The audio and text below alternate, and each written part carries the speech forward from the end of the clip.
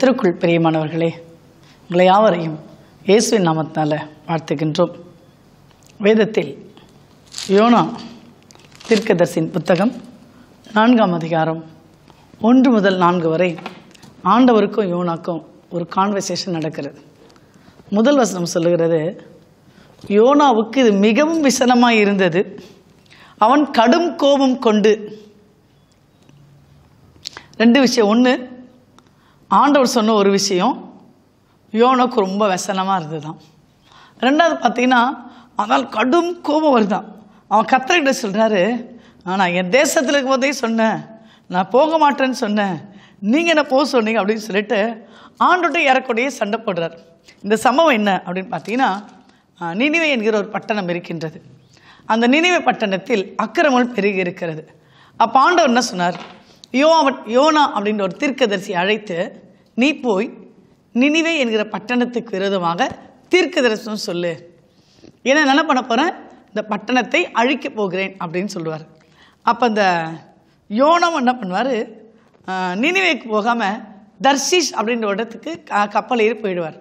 ஏன்னா ஆண்டவருக்கு யோனாக்கு ஆண்டவரை பற்றி தெரிஞ்சது என்னென்னா, ஒருவேளை ஜனங்க மனசாப்பட்டா, அவன் உபவாசம் பண்ணா ஆண்டவர் மனம் மாறிடுவார், அவர் ரொம்ப அன்புள்ளவர், உருக்கமுள்ளவர், இரக்கமுள்ளவர், ஜனங்க தாழ்த்தினாலோ அழுதாலோ விண்ணப்பம் பண்ணினாலோ கர்த்தர் மனம் மாறிடுவார் அப்படின்னு நினச்சி அவர் என்ன பண்ணார், நினிவேக்கு போகாமல் தர்ஷீஷ் என்கிற ஒரு இடத்துக்கு போய் விடுகிறார். சரி, போகிறாரா பாருங்க, ஸ்டார்டிங்லேருந்தே ஆண்டவருக்கும் யோனாக்கும் சரியாக ஒத்து போல, ஆண்டவர் சொல்கிறதுக்கு அவர் போல. அவர் அந்த கப்பலில் போகும்போது திடீர்னு சொல்லிட்டு அவங்க தர்ஷீஷ் போகிற அந்த கப்பலை பார்த்தீங்கன்னா கடல் கொந்தளிக்குது. 4ஆம் வசனம், 4ஆம் வசனம் சொல்லுது, கர்த்தர் சமுத்திரத்தின் மேல் பெருங்காற்றை வரவிட்டார். கர்த்தர் சொன்னார், யோனா கேட்கல, யோனா கேட்காம தன் இஷ்டத்துக்கு போகிறார். ஆண்டவர் என்ன பண்ணுறாராம், கர்த்தர் ஒரு பெருங்காற்றை வரவிட்டார், அதனால் கடலிலே கப்பல் உடையும் என்று நினைக்கத்தக்க பெரிய கொந்தளிப்பு உண்டாயிற்று. நம்ம வாழ்க்கையில் பல வேளைகளில் கர்த்தருக்கு பிரியமில்லாமல் நடக்கும்போது, சில வேளையில் சில காரியங்களை குறித்து கர்த்தர் எச்சரித்து கொண்டே இருப்பார். ஆனால் நம்ம கர்த்தருடைய வார்த்தை கேட்காம நம்ம வழியில் சென்று கொண்டு இருப்போம். ஆண்டவர் குறிப்பிட்ட டைம் கொடுப்பார் பாருங்களேன், அந்த டைமும் மீறி நம்ம அப்படியே செய்யும்போது சில வேளைகளில் பெருங்காற்றையும் கொந்தளிப்பையும் கர்த்தரின் வாழ்விலே கட்டளையிடுகிறார். பைபிள் சொல்லுகிறது, அவர் காயப்படுத்துகிறவர், அவரே காயப்படுத்தி கட்டுகளை போடுகிறார். எல்லாருக்கும் தெரியும், அவர் கட்டு போடுறவர், காயங்களை ஆற்றுகிறவர், சுகத்தை தருகிறவர். ஆனால் வேதம் சொல்கிறது, அவரே காயப்படுத்துகிறார், அவரே கட்டும் போடுகிறார். சரி, இந்த யோனா போகிறாரா, இப்போது கடல் கொந்தளிக்குது. அப்போ கப்பற்காரெல்லாம் அந்த கேப்டன் அதில் ட்ராவல் பண்ணுறவங்களாம் பயப்படுறாங்க. பயந்து என்ன சொல்கிறாங்க, ஒருவேளை நிறைய கொந்தளிப்பு, நம்மளோட கப்பல் ரொம்ப வெயிட்டாக இருக்குது, நம்மக்கிட்ட நம்ம கொண்டு போகிற அந்த சரக்குகளை என்ன பண்ணலாம், கடலிலே போட்டு விடலாம் அப்படின்னு சொல்லிட்டு எல்லாத்தையும் என்ன பண்ணாங்க, தூக்கி போட்டுட்டாங்க. ஆனால் இந்த யோனா பாருங்களேன், 6ஆம் வசனத்தில் அவர் அழகாய் நித்திரை செய்து கொண்டு இருக்கிறார். அந்த மாலுமி போய் கேப்டன் போய் சொல்கிறாரு, யோனா யோனா, நீ என்ன கடலில் நித்திரை பண்ணி கொண்டு, கப்பலில் நித்திரை பண்ணி கொண்டு இருக்கிற, இந்த கடலே கொந்தளிக்குது, எழுந்துக்க, உன் தேவனை நோக்கி வேண்டிக்கொள். அந்த மாலுமிக்கு பாருங்க, ஒரு கர்த்தரை குறித்த, ஒரு கடவுளை குறித்த ஒரு நம்பிக்கை இருந்தது, பயம் இருந்தது. பல வேளைகளில் நம்ம கர்த்தருக்கு பயப்படாமல் இருதயத்தை கடினப்படுத்துகிறோம். யோனா கர்த்தருடைய தீர்க்கதரிசி, மாலுமியை குறித்து வேதம் சொல்லலை. ஆனால் மாலுமி சொல்கிறாரு, நாம் அழிந்து போகாதபடிக்கு ஒருவேளை நீ உன்னுடைய தேவனை நோக்கி வேண்டிக்கொள் அப்படின்னு சொல்கிறாரு. கொஞ்ச நேரம் பொறுத்து பார்க்குறாங்க, அப்பொழுதும் இந்த கடல் கொந்தளிப்பு அடங்கவே இல்லை. உடனே அவங்க சொல்கிறாங்க, இந்த கடலை ஏதோ சம்திங் ராங் இருக்கிறது, ஏதோ ஒரு தவறான காரியம் இருக்கிறது, யாருக்காகவும் அந்த அவங்களோட நம்பிக்கை யாருக்காகவும் இந்த கொந்தளிப்பு இருக்கிறது அப்படின்னு யோசித்து அவங்க என்ன பண்ணாங்களா, அவங்க சீட்டு போடுறாங்க, எல்லார் பேரும் போட்டு சீட்டு போடுறாங்க. அப்போ சீட்டு போட்டு சீட்டு எடுக்கிறாங்க. அந்த சீட்டு யோனாவின் பேருக்கு விழுந்தது. அப்போ அந்த மாலுமி கேட்குறாரு, 8ஆம் வசனத்தில் உன் தொழில் என்ன, நீ எங்கே இருந்து வருகிறாய், உன் தேசம் எது, நீ என்ன ஜாதியா, 4 கொஸ்டின் கேட்குறார். என்ன அப்படின்னு சொல்லிட்டு அவன் சொல்கிறான், நான் எபிரேயன், சமுத்திரத்தையும் பூமியை உண்டாக்கின பரலோகத்தின் தேவன கர்த்தரிடத்தில் பயபக்தி உள்ளவன். இந்த தப்பை யார் பண்ணுறா? பயபக்தி. அவர் சொல்கிறார், நான் ரொம்ப பயபக்தியானவன், ரொம்ப உண்மையாக இருக்கிறேன். ஆனால் இவர் தான் என்ன பண்ணுறாரு? அவனோட வார்த்தைக்கு கீழ்ப்படியாமல் போகிறாரு. அப்போ சொல்கிறாரு, நான் கர்த்தருடைய சமூகத்திலிருந்து ஓடி போகிறவன் சொல்லும்போது அவங்க மிகவும் பயந்து அவனை நோக்கி நீ ஏன் இதை செய்தாய் என்று கேட்கிறார்கள். பல வேளைகளில் பல செய்கைகளை, பல செயல்களை நம்ம செய்து முடித்த பிறகுதான் இதே நம்ம செஞ்சோம், இதை செய்திருக்க வேண்டாமே அப்படின்னு யோசிக்கிறோம். இந்த யோனா கூட அப்படிதான் இருக்கிறார். மாணவி கேட்கிறாரு, ஆண்டவர் என்னன்னு சொன்னாரு? நினிவேக்கு போக சொன்னாரு, நீ நினிவேக்கு போயிருக்கலாமே, நீ ஏன் இதை செய்தாய் அப்படின்னு கேட்குறாங்க. இங்கே பாருங்க, 11ஆம் வசனம் சொல்லுகிறது, சமுத்திரம் அதிகமாய் கொந்தளித்து கொண்டே இருந்தது. ஒரு குறிப்பிட்ட நேரத்துக்குள்ள, ஒரு குறிப்பிட்ட காலத்துக்குள்ள கர்த்தரோட சமூகத்தில் ஓடி வந்து மறைந்து கொள்ளவில்லை. ஆனால் நமக்கு அனுக்கிரக காலம் எடுக்கப்பட்டு போய்விடும். நான் என்ன செய்யணும்? இந்த கடல் கொந்தளிப்பு அமரும்படி நான் உனக்கு என்ன செய்ய வேண்டும் அப்படின்னு சொல்றாரு. 12ஆம் வசனம் யோனா சொல்வாரு, என்னை தூக்கி நீங்க என்ன பண்ணுங்க, அந்த கடல்ல நீங்க போட்டுருங்க, அப்போ இந்த கொந்தளிப்பு அடங்கும் அப்படின்னு சொல்றாங்க. ஆனால் மனுஷர் பாவம், ஐயோ அந்த யோனா எப்படி தூக்கி நம்ம கொந்தளிக்கிற இந்த கடலில் போட முடியும் அப்படின்னு சொல்லிட்டு அவர்கள் வேகமாய் தண்டு வலித்தார்கள். எப்படியாவது சீக்கிரம் போயிடலாம், சீக்கிரம் கரை அடையலாம் அப்படின்னு சொல்லிட்டு வேகமாய் தண்டு வலித்தார்கள். ஆனால் பார்த்தீங்கன்னா பைபிள் சொல்கிறது, சமுத்திரம் வெகு மும்முரமாய் கொந்தளித்து கொண்டே இருந்தபடினால அவர்களால் கூடாமல் போயிற்று. அநேக தரம் நம்ம சுய பலத்தை நம்பி, சுய முயற்சி நம்பி, நம்மகிட்ட ஏதோ ஒரு காரியத்தை நம்பி, யாரோ ஒருவரை நம்பி நம்ம பல காரியங்களை செய்து கொண்டு இருக்கிறோம். அவள் வேகமாய் தண்டு வலித்தார்கள். ஆனாலும் அவர்களால் கூடாமற் போயிற்று. வேதம் சொல்கிறது, தேவனாலே எல்லாம் கூடும், மனுஷரால் கூடாதது தேவனாலே கூடும் என்று வேதம் சொல்கிறது. ஒருவேளை இந்த நாளில சில குறிப்பிட்ட காரியங்கள் நிறைவேறவில்லையே என்று நீங்கள் ஏக்கத்தோடு இருந்தா, ஒரு மாதிரி நீங்க இது எப்பொழுது நடக்கும் என்று எதிர்பார்ப்போடு இருந்தா, ஆண்டவராலே எல்லாம் கூடும். எப்பொழுது அவனுடைய சித்தத்துக்கும் அவனுடைய திட்டத்துக்கும் கீழ்ப்படிந்து நடக்கும் பொழுது, அப்பொழுது பாங்க அவங்க கர்த்தரை நோக்கி கூப்பிடுறாங்க. சொல்றாங்க, கர்த்தாவே இந்த மனுஷனுடைய இந்த ஜீவன் நிமித்தம் எங்களை அழித்து போடாதீங்க ஆண்டவரே, குற்றமில்லாத இரத்தப்பழி எங்களுக்கு வேணாம் ஆண்டவரேன்னு சொல்றாங்க. அப்படி சொன்ன பிறகு இந்த யோனாவை தூக்கி அவங்க சமுத்திரத்தில் போடுவாங்க. போடும்போது அந்த கடல்ல பண்ணும் கொந்தளிப்பெல்லாம் அடங்கி போகும் அப்படின்னு சொல்றாங்க. ஆனா கூட பாருங்களேன், திருப்பியும் யோனாக்கும் ஆண்டவருக்கு ஒரு டீல் வருது. அவங்க தூக்கி போட்டாங்க. ஆனா பைபிள் சொல்லுகிறது, யோனாவை சமுத்திரத்தில் போட்டு விட்டார்கள். அப்பொழுது அந்த மனுஷர் கர்த்தருக்கு பயந்தாங்க. அப்போ யோனாவை காக்கும்படி கர்த்தர் என்ன பண்ணாராம், ஒரு மீனை ஆயத்தப்படுத்தி இருந்தாதான். அந்த மீன் வயிற்றிலே யோனா ராப்பகல் 3 நாள் இருந்தான் அப்படின்னு சொல்லிட்டு யோனா 1ஆம் அதிகாரம் 17ஆம் வசனம் சொல்லுகிறது.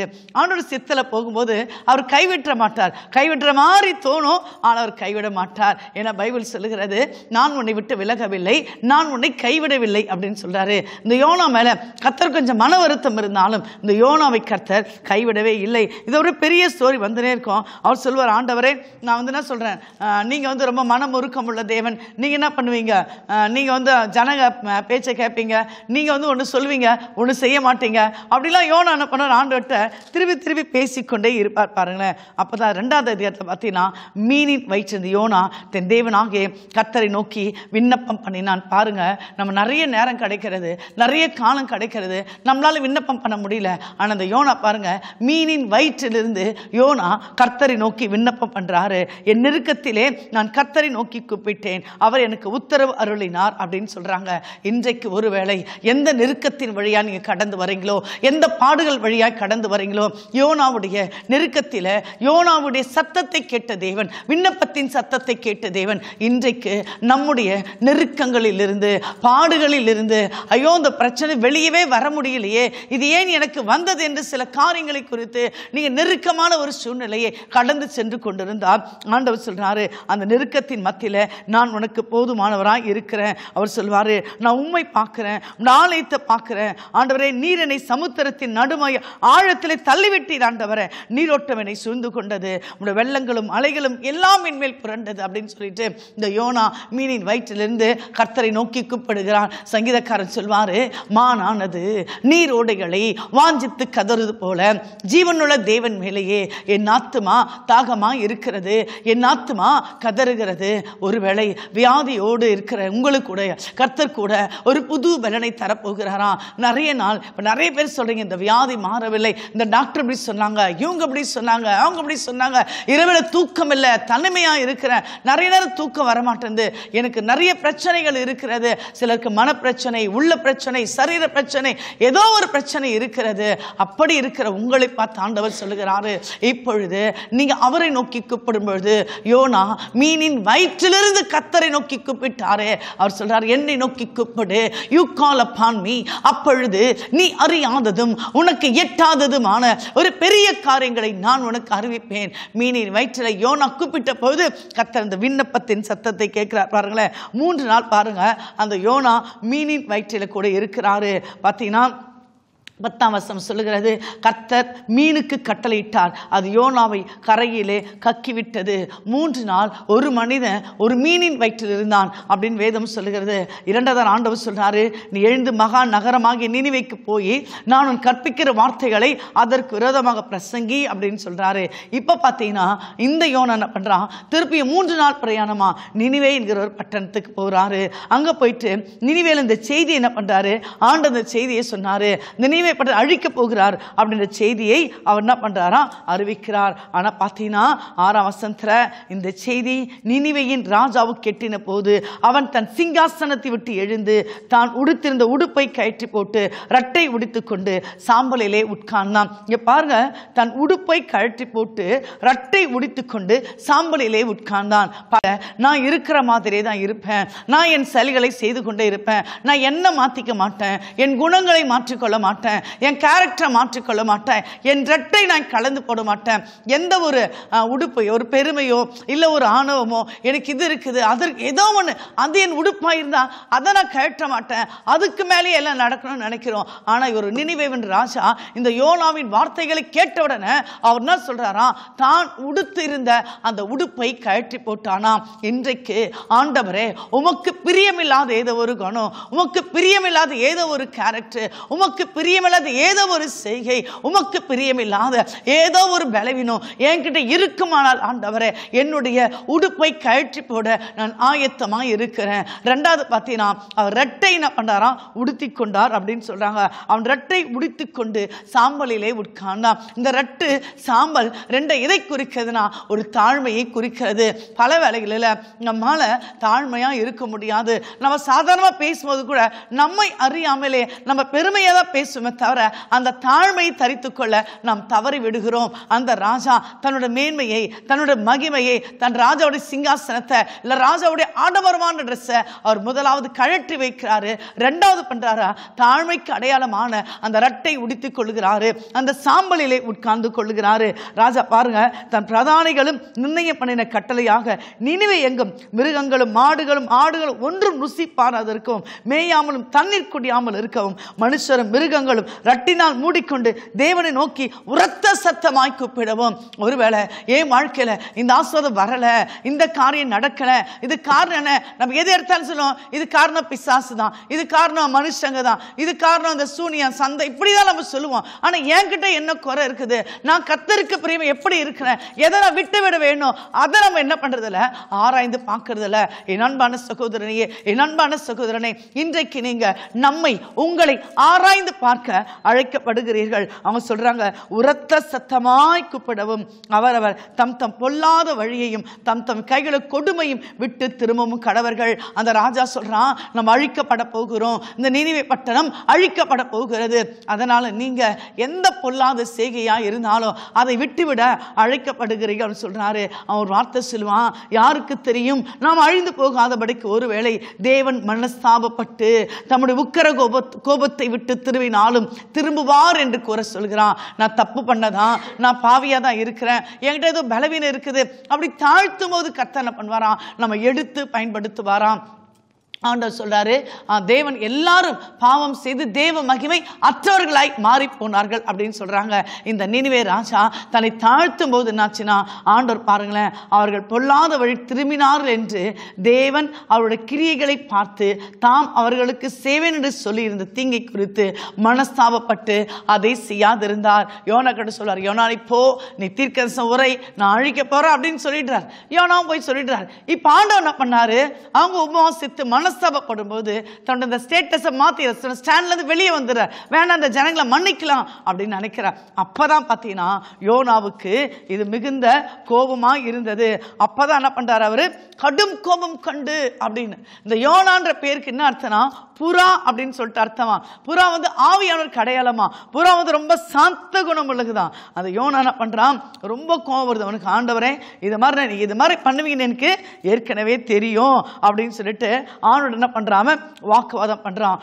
அது வாக்குவாதம் பண்ண கூட பரவாயில்ல, மூணாவது சொல்லுவான், கர்த்தாவே என் தானனை என்னை விட்டு எடுத்துக்கொள்ளும், நான் உயிரோடு இருக்கிறதை பார்க்கலாம் சாகிறது நலமா இருக்கும். அவன் சொல்றான், என்ன நீங்க இந்த மாதிரி சொன்னீங்க, நீங்க செய்யாம விட்டீங்க, நான் உயிரோடு இருந்தானே நான் சாகிறதே மேலா இருக்கும். ஏன்னா இவர் சொல்றது நடக்கலையாம். பல வேளைகளில நாம சொல்ற சில காரியம் நடக்காம போகும்போது, நம்ம நினைக்கக்கூடிய சில காரியம் அது நிறைவேறாமல் போகும்போது நமக்கு காம்ப்ளெக்ஸ் வருது, நமக்குள்ள கோபம் வருகிறது, நமக்குள்ள எரிச்சல் வருகிறது. ஏன் இந்த மாதிரி நடந்தது அப்படின்னு நம்ம சிந்தித்து கொண்டு இருக்கிறோம். இந்த யோனா அப்படிதான் சொல்றாரு, நீ எரிச்சலா இருக்கிறது என்ன. ஆண்டவர் பாருங்களேன், அப்ப கூட ஆண்டவர் ரொம்ப நல்லவர் பாருங்க. எப்படி 1ஆம் அதிகாரத்துல இருந்து இந்த 4ஆம் அதிகாரம் அவர் கான்வர்சேஷன்லயே வர்றார். சொல்றாரு, நீ ஏன் எரிச்சலா இருக்கிற, உன் எரிச்சலுக்கு என்ன காரணம், எனக்கும் ஜனங்களுக்கான டீலு, உனக்கு என்ன எரிச்சல் அப்படின்னு சொல்லிட்டு ஆண்டவர் கேட்கிறாரு. அவனு யோனா என்ன பண்றாரு, அங்கிருந்து போயிட்டு ஒரு ஒரு கொஞ்சம் தூரம் போய் என்ன பண்றாரா, இந்த நகரத்துக்கு என்ன சம்பவிக்கும், இதை அழிக்கிறாங்களா, இது நல்லா இருக்க பார்க்கலாம் அப்படின்னு சொல்லிட்டு தூரம் போய் என்ன பண்றாராம், ஒரு இடத்துல போய் உட்கார்ந்துக்கிறாராம். அப்ப வந்து அந்த இடத்துல வந்து ரொம்ப வெயிலா இருந்தான். ஆண்டவர் கேட்கிறாரு, முதல்ல ஏன் எரிச்சலா இருக்கிற. இப்ப பாருங்க, ஆண்டவர் பாக்குறாரு, ஐயோ இந்த யோனா வந்து தன்னோட கோபத்தினால இந்த வெயில வந்து உட்கார்ந்துட்டானே அப்படின்னு சொல்லிட்டு 6ஆம் வசனம் சொல்லுது, யோனாவுடைய தலைமேல் நிழலுண்டாய் இருக்கும், அவனை அவனோட மனமடிவுக்கு நீங்களாக்கும் தேவனாகி கர்த்தர் ஒரு ஆமணக்கு செடியை முளைக்க கட்டளையிட்டு அதை அவன் மேல் ஓங்கி வளர பண்ணினார். அந்த ஆமணக்கின் மேல் யோனா மிகவும் சந்தோஷப்பட்டான். பாருங்க எப்படி ஒரு சில்லித்தனமா இருக்கார்ல யோனாவுடைய இந்த ஆக்ஷன்ஸ் பாருங்களேன். அவரு அவ்வளோ ஜனங்க அழிறாங்க, அதை பத்தி ஒரு கவலை இல்லை, எரிச்சலா இருக்கு. ஆண்டவரை கேட்கிறார், ஏன் எரிச்சலா இருக்கிற, எரிச்சலுக்கு காரணம் என்ன. ஆண்டவரை கேட்கிறார். இவர் என்ன சொல்றார், இந்த பட்டணம் அழியும், இதை நான் பார்க்கணும் அப்படின்னு சொல்லி ஒரு மூளையை ஒரு இடத்துல உட்காந்துக்கிறார். ஆனா ஆண்டவர் பாருங்களேன் எவ்வளோ நல்லவர். ஒரு ஆமனுக்கு செடி கட்டளை இடுறார், அது எழுபுதான், அது என்ன பண்ணு, யோனாக்கு நல்ல நிழல் தருதான். கொஞ்ச நேரம் வந்து திருப்பியும் பைபிள் சொல்லுது, யோனா அந்த ஆமனுக்கின் மேல் யோனா மிகவும் சந்தோஷப்பட்டான் அப்படின்னு சொல்றாங்க. சில வேளையில ஒரு பிரச்சனை வர மாதிரி இருக்கும், ஆண்டவர் கைவிடுற மாதிரி இருக்கும், நம்ம நினைக்கிறது நடக்காது. ஆண்டவர் எப்பவுமே கரெக்டா தான் இருப்பார், அவர் எப்பவுமே நன்மை தான் செய்வார். பல வேளைகளில் நம்ம நினைக்கிறோம்ல அது நடக்காது போகும், அதுதான் நம்மளுக்கு வெசனமா இருக்கும், அதுதான் எரிச்சலா இருக்கும். ஆனா ஆண்டவர் அதை பத்தி என்ன பண்றதில்ல, கவலையே படுறதில்ல. அவர் செடி என்ன பண்றாரு, கட்டளையிட்டார். அவர் ரொம்ப சந்தோஷப்பட்டான், ஆஹா நல்ல நிழல் வந்தது. திருப்பி ஆண்டவர் என்ன பண்றாருங்க, மறுநாளிலே கிழக்கு வெளுக்கும் நேரத்தில் தேவன் ஒரு பூச்சியை கட்டளையிட்டார். நம்மளுக்கு ஒரு சந்தோஷம் எல்லாம் வந்தபோது நம்ம கர்த்தரை மறந்துடுவோம். இது காரணம் நான் தான், என்னோட உழைப்பு தான், என்னுடைய முயற்சி தான், என்னுடைய உபவாசம் தான், என்னுடைய ஃபாஸ்டிங் தான், இவ்வளோ நிலைமை காரணம் நான் தான் அப்படின்னு நம்ம நினைப்போம். அப்படி நினைக்கும் போதே ஆண்டவர் என்ன பண்ணாரோ, அந்த மரத்தை அரிப்பதற்காக தேவன் ஒரு பூச்சியை கட்டளையிட்டார். சில வேளைகளில் சில பாடுகள், சில உபத்திரவங்கள், சில இழப்புகள், சில துக்கங்கள் கர்த்தரே கட்டளையிடுவாருங்க. ஏன்னா நம்ம ரெகுலராக இருக்கணும், நம்ம வந்து கரெக்டாக ஆண்டவர் சமூகத்தில் கரெக்டாக இருக்கணும், நம்ம டெய்லியும் அவர் துதிக்கணும், ஆராதிக்கணும், அவரோட டெரிட்டரியை விட்டு என்ன பண்ணக்கூடாது, நம்ம வெளியே போயிடக்கூடாது, அவருக்குள்ளவே இருக்கணும். அவர் சொல்வார்ல, இந்த ஜனத்தை எனக்கென்று ஏற்படுத்தினேன், இவர்கள் என் துதியை சொல்லி வருவார்கள். இன்னொருத்தர் சொல்வாரு, என் நாமம் தரித்த என் ஜனங்கள். நம்ம யாருடைய ஜனங்களா, அவருடைய ஜனங்கள், we belonging to him.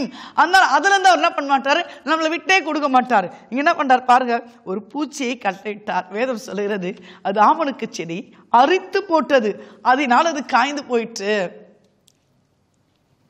ஆண்டவரே ஆமணக்கு செடி கொடுத்தாரா, யோனா கூட எதுவும் யோசிக்கல, ஏதோ ஆமணக்கு செடி சந்தோஷப்பட்டுக்கிட்டாரு. ஆனா ஆண்டவர் பாருங்க ஒரு பூச்சியை கட்டளையிட்டார், அது அரித்து போட்டது, அது காய்ந்து போயிட்டது. இங்கே பார்த்தீங்கன்னா திருப்பியும் சூரியன் உதித்து தான் தேவன் உஷ்ணமான கீழ்காற்றை கட்டளையிட்டாராம். அப்போது வெயில் என்ன பண்ணுதான் யோனாவுடைய தலைமேல் படுகிறதுனால் அவர் சோர்ந்து போய் தனக்குள்ளே சாவை விரும்பி நான் உயிரோடு இருக்கிறதை பார்க்கிலும் சாகிறது நலமாயிருக்கும் அப்படின்னு சொல்றாரு. திருப்பியும் கொஞ்சம் வெயில் வந்துன்னு பாருங்க. யோனா நம்மளை போல மனுஷர், அப்படி எப்படி பள்ளம் மேடு, அப் அண்ட் டவுன்ஸ், சின்ன சின்ன பிரச்சனை, சின்ன சின்ன விஷயம், அது வரும்போது கூட சோர்ந்து போறார். திருப்பி அந்த யோனா என்ன தரிக்கிறார் பாருங்க. வெயில் வந்தோடனே வெயில் வந்து யோனா தலைமையில பட்டுதான். உடனே யோனா என்ன சொல்றார், நான் உயிரோடு இருக்கிறதை பார்க்கலாம், நான் சாகிறது நலமாயிருக்கும். எதுக்கெடுத்தாலும் நான் சாகுறேன், எதுக்கெடுத்தாலும் நான் சாகுறேன். நிறைய வீட்டில் பார்த்தீங்கன்னா இருந்தா நான் சாகுறேன் அப்படின்னு சொல்றாங்க. பைபிள் சொல்லுகிறது ஜீவனும் வல்லமை நாவின் அதிகாரத்தில் இருக்கிறது. அதை விரும்புகிறவன் கனியை புசிப்பான். அப்ப நம்ம நிறைய நேரம் பண்றது அந்த யோனா மாதிரி பலவீனமான வார்த்தைகளை பேசுறது. கர்த்தருடைய திட்டத்துக்கும் அவருடைய சித்தத்துக்கும் முழுமை என்ன பண்றதில்ல, ஒப்பு கொடுறதில்ல. ஆனா அந்த ஹதராண்ட் என்ன சொல்வேன்னா, ஆண்டவர் வரணும், ஆஸ்வதிக்கணும், செல்வத்தை தரணும், நம்ம பிள்ளைக்கு எல்லாம் கல்யாணம் ஆகணும், வீடு கட்டணும், இதெல்லாம் வேணும், நம்ம எல்லாம் வேணும். ஆனா கர்த்தருடைய சித்தம் அவருடைய திட்டம் எதுவோ அதற்குள்ள என்ன பண்ண மாட்டோம், நம்ம போக நம்ம ஒப்பு கொடுக்க மாட்டோம். யோனா திரும்பியும் சொல்றாரு, நான் சாகிறது நலமாய் இருக்கும் அப்படின்னு சொல்றாரு. அப்ப ஆண்டவர் திரும்பி கேட்கிற, ஆண்டவர் பாருங்களேன் இன்னும் அழகா ஒரு கொஸ்டின் கேட்பாரு. யோனா, நீ ஆமனுக்கு நிமித்தமா எரிச்சலா இருப்பது நல்லமோ? ஏமா ஒரு ஆமனுக்கு செடி அதுவே முளைத்தது, அதுவே காய்ந்தது, அதுவே தீந்தது, அதுவே உலர்ந்து போனது, இதுக்காக நீ எரிச்சலா இருக்கலாமா? ஆண்டவர் யோனாவோட சொத்தை வாங்கிக்கிறாரா? ஆண்டோட யோனா எல்லாத்தையும் எடுத்துக்கினாரா? ஒண்ணுமே இல்லை, ஒண்ணுமே ஆண்டவர் பண்ணல. சாதாரண அவர் கேட்கிறாரு, ஒரு ஆமனுக்கு செடிக்காக நீ எரிச்சலா இருக்குது நல்லதோ அப்படின்னு சொல்றாரு. அவன சொல்ல பாருங்க, ஆமா நான் மரண பரியந்தம் எரிச்சலாய்க்கு நல்லதுதான் அப்படின்னு சொல்றாரு. அப்ப ஆண்டவர் சொல்வாரு, நீ பிரயாசப்படாததும் நீ வளர்க்காததும் ஒரு ராத்திரியிலே முளைத்ததும் ஒரு ராத்திரி அழிந்து போனதுமான ஆமனுக்காக பரிதபிக்கிறாயே. எப்போ அது நீ அதை விதை போடல, நீ அதை தண்ணி ஊற்றல, நீ அதை வளர்க்கல, நீ அதுக்காக ஒன்றுமே பண்ணல, அது ஒரு ராத்திரியிலே முளைத்தது, ஒரு ராத்திரி அழிந்து போனது. இதுக்கே நீ இவ்வளோ எரிச்சலா இவ்வளோ கோமா இருக்கிறியே. வலது கைக்கும் இடது கைக்கும் வித்தியாசம் அறியாத 120,000 பேருக்கு அதிகமான மனுஷரும் அநேக மிருகம் இருக்கிற மகா நகரமாக நினைவைக்கு நான் பரிதபியாமல் இருப்பேனோ அப்படின்னு சொல்றாரு. இங்கே என்ன சொல்றேன்னா, யோனா விசனமா இருந்தது ஒன்று, அவன் கடும் கோபம் கொண்டு பல வேளைகளில் நம்ம கோபத்தினால நிறைய ஆசீர்வாதங்களை இழந்து விடுகிறோம். நம்முடைய எண்ணங்களினால நிறைய ஆசீர்வாதங்களை இழந்து விடுகிறோம். ஏறக்குறைய 2500 ஆண்டுகளுக்கு முன்பாக கிரேக்க தத்துவ அரிஸ்டாட்டில் இருந்தாங்களாம். அவர் சொல்றாருன்னா, கோபம் வருவது எளிதானது, யாரும் கோபப்படலாம். ஆனால் அந்த கோபம் சரியான ஆள் மேல் சரியான அளவு சரியான நேரத்தில் சரியான நோக்கத்தோடு சரியான வழியிலே செலுத்தப்பட வேண்டும் என்றார். இது எத்தனை உண்மை இல்லை சார்? மனுஷன் அப்படின்னா ஆவி ஆத்மா சரீரம். ஸோ கோபம் ஒரு குறிப்பிட்ட கோபம் நிச்சயம் எல்லா மனுஷனுக்கும் கட்டாயம் இருக்கும், சரியா? சிலர் கோபம் என்ன பண்ணுவாங்க, சரியான ஆளை விட்டுருவாங்க, யார் மேலே கோபம் ஆங்களை விட்டுடுவாங்க, அவங்க கோபத்தை என்ன பண்ணுவாங்க, எங்கேயோ இட்டுமே காட்டுவாங்க. சிலர் கோபம் என்ன பண்ணுவாங்க, அவங்களுக்கு பிரேக் போட தெரியாது. இப்போ காரில் ட்ராவல் பண்ணுறோம், ஒரு வாகனத்தில் போகிறோம், நல்லா ஸ்பீடாக போகுது, எதுக்கு ஒரு வண்டி வந்தாலோ இல்லை ஒரு சிக்னல் இருந்தாலோ இல்லை வேறு ஏதாவது மிருகஜீவன் கிராஸ் பண்ணி போனாலும் உடனே பிரேக் போடணும். ஆனால் சிலர் கோபம் என்ன பண்ண தெரியாதான், அவங்களுக்கு பிரேக்கே போட தெரியாதான். இந்த மாதிரி கோபத்துக்கு பின்னாடி பிசாசு நிற்கிறான், சாத்தா நிற்கிறான். நீங்கள் கோபம் கண்டாலும் பாவம் செய்யாதிருங்கள் அப்படின்னு சொல்றாரு. உங்கள் படுக்கையின் மேலே இருதயத்தில் பேசிக்கொண்டு அமர்ந்திருங்கள். ஒருவேளை எரிகோ கோட்டை உடைவதற்கு முன்னால் ஆண்டவர் சொல்வாரு, இஸ்ரவேல் ஜனங்களே, நீங்கள் இந்த எரிகோ கோட்டையை 7 நாள் சுற்றி வர வேண்டும் அப்படின்னு சொல்வாரு. அவர் சொல்வாரு, நீங்கள் ஆர்ப்பரிக்காமலும் சத்தம் காட்டாமலும் உங்கள் நாவிலிருந்து ஒரு பேச்சும் பேசாமல் இருக்கணும். அப்ப நீங்க சுத்தி வாங்க, அப்ப அற்புதம் நடக்கும்னு சொல்றாரு. அப்ப பல வேளைகளில் சில காரியங்களை கோபப்படுவது தவறுதான். ஆண்டவர் பிரியமில்லாத காரியங்களை நம்ம பேசுறது கூட தவறுதான். மிரியாம் கூட மோசே சில தவறு பண்ணும்போது அவர் சுட்டி காட்டுவாளாம். உடனே மோசே அந்த மிரியாமுக்கு குஷ்டரோக வியாதி வந்துடும். ஏன்னா அப்ப சொல்வாரு, உன் சகோதரனாகிய மோசேக்கு விரோதமாய் பேசுவதற்கு நீ துணிகரம் கொண்ட அப்படின்னு ஆண்டவர் சொல்வாரு. உனக்கு என்ன பயம் இல்லாத போனது அப்படின்னு கேட்பாரு. சில பார்த்தீங்கன்னா கோபப்பட்டு சின்ன பிரச்சனைய பெரிய பிரச்சனை என்ன பண்ணுவாங்க, மாற்றி விடுவாங்க. ஆனா இன்னைக்கு ஆண்டவர் சொல்றாரு, நீங்கள் கோபம் கொண்டால் நாளும் பாவம் செய்யாதிருங்கள். அந்த யோனாக்கு ஒரு கடும் கோபம் இருந்தது. ஒரு என்னுடைய கேரக்டர்ல கோபம் ஒரு கேரக்டராக இருந்தான், ஒரு குணமாக இருந்தான். ஆண்டவரை இந்த நாளிலே இந்த கோபத்திலிருந்து விடுபடுவதற்கு எனக்கு உதவி செய்ய ஆண்டவரே. என் வாயின் வார்த்தையினால என் குடும்பம் கட்டப்படாமல் இருந்தா அதை அகற்றி போடுங்க ஆண்டவரே. அதை மன்னிங்க ஆண்டவரே. என்ன யாராவது அதிகமாக பேசியிருந்தா, கோபப்பட்டிருந்தா என்னை மன்னிங்க ஆண்டவரே. ஒருவேளை எரிச்சலினால சில வியாதிகள் வருவது உண்மைதான். அந்த வியாதியின் கட்டுகளை நீங்க உடைத்து போடுங்க ஆண்டவரே, நொறுக்கி போடுங்க ஆண்டவரே. அம்மா நீங்க ஒப்பு கொடுப்பீங்களா ஐயா? நீங்க ஒப்பு கொடுப்பீங்களா? நம் வாயின் வார்த்தைகள், நம் சிந்தனைகள், எண்ணங்கள் இவைகளில கர்த்தர் முழுமையாய் ஆட்கொள்ளும்படியா, கர்த்தர் புதிய கிருபையை தரும்படியா, சாந்தமும் அமைதல ஆவியை பெற்றுக் கொள்ளும்படியா நாம் இந்த நாளில அழைக்கப்படுகிறோம். ஜெபிப்போமா? அன்பின் ஆண்டவரே, நன்றியோடு கூட துதிக்கிற கர்த்தாவே, ஒரு மனிதனுக்கு ஒரு சாதாரண கோபம் இருப்பது உண்மைதான் ஆண்டவரே. ஆனால் அந்த யோனாவுக்கு கடும் கோபம் உண்டாயிற்று என்று வேதம் சொல்கிறது. இன்று கடும் கோபங்களினால பல உறவுகள் முறிக்கப்பட்டு இருக்கிறது ஆண்டவரே.